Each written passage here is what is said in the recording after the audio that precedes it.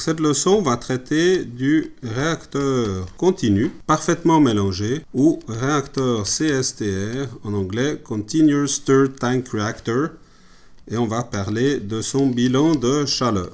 Donc le réacteur continu a également quelques hypothèses de départ, c'est-à-dire que le mélange est parfait au niveau moléculaire, c'est-à-dire qu'à l'intérieur de le réacteur, la température et la concentration est parfaitement homogène. Le volume est constant, il ne varie pas. Que la température à l'intérieur est la même que la température de sortie. Que la concentration à l'intérieur est la même que la concentration à l'extérieur. Que la surface d'échange est constante. Et que le débit d'entrée est le débit à la sortie. Donc pour poser le bilan, la première chose à faire, c'est dessiner l'enveloppe de bilan. Et nous allons choisir celle qui passe par l'enveloppe du réacteur, délimitant le caloporteur de l'intérieur du réacteur. Donc partons de la forme générale du bilan, accumulation égale in moins out plus la source. L'accumulation de chaleur dans notre réacteur, c'est le contenant plus le contenu, et on regarde sa variation de chaleur. Le terme in moins out, on a le terme d'entrée.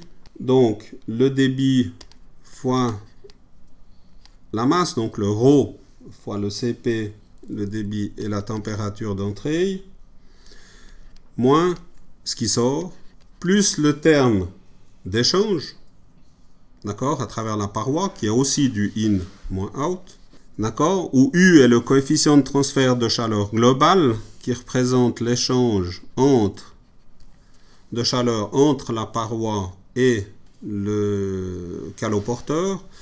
Donc c'est une efficacité de transfert de chaleur entre les deux fluides à travers la paroi, A étant la surface, Tp la température de paroi. Et le terme de source de la réaction qui vaut en fin de compte le volume qui est proportionnel au volume et qui est fonction de toutes les réactions qui vont produire ou consommer de la chaleur à l'intérieur de notre système. Si le système travaille à l'état stationnaire, ce terme d'accumulation est nul. Étant donné que le système travaille à densité constante et que les débits d'entrée et de sortie sont les mêmes, on peut simplifier cette équation de cette manière avec nos termes sources de l'autre côté. D'accord? Donc cette égalité va nous tomber de pouvoir le faire. Donc maintenant, il nous reste à exprimer ce terme source, ici, en fonction de la chaleur. Ce terme source, en fin de compte, va être fonction de toutes les réactions qu'il y a à l'intérieur. Donc prenons le cas d'une réaction simple, où il n'y a qu'une seule réaction. Il n'est pas nécessaire de calculer l'entier de cette réaction, d'accord, de la manière classique du calcul. Donc, comment on peut estimer ce paramètre? La difficulté, en fin de compte, c'est d'exprimer ce terme-là. Qu'est-ce que ça vaut? Alors, pour ça, on doit passer par le bilan de matière. Donc, si j'écris le bilan de matière pour le réacteur continu, vous pouvez vous référer à la petite leçon sur le bilan de matière.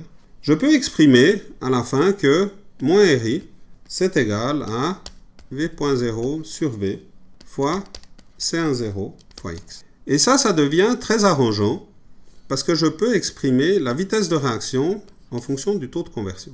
Donc, si j'intègre le bilan de matière dans le bilan de chaleur, j'arrive à l'équation suivante qui me permet de dire que le terme de in-out et le terme d'échange à travers la paroi est en fin de compte relativement facilement calculable en fonction de l'espèce et de la réaction. Donc je peux aisément calculer quelle est l'évolution de la température en fonction de la conversion. Donc à nouveau, j'ai trois modes de fonctionnement. Isotherme, ce qui voudra dire que je suis à l'état stationnaire. Et ça voudra dire que l'accumulation égale 0. Donc ça veut dire que mon CV plus MCP dt égale 0. Je peux avoir la situation du mode adiabatique, auquel cas c'est UA TP moins T qui vaut 0. Ou alors, j'ai le mode polytropique. Et à ce moment-là, j'ai l'équation complète ici qui va s'appliquer, dans quel cas je ne suis pas stationnaire. Donc, dépendant les situations à laquelle on va se trouver, je vais avoir une équation différentielle ou non différentielle, selon dans quel état je me trouve.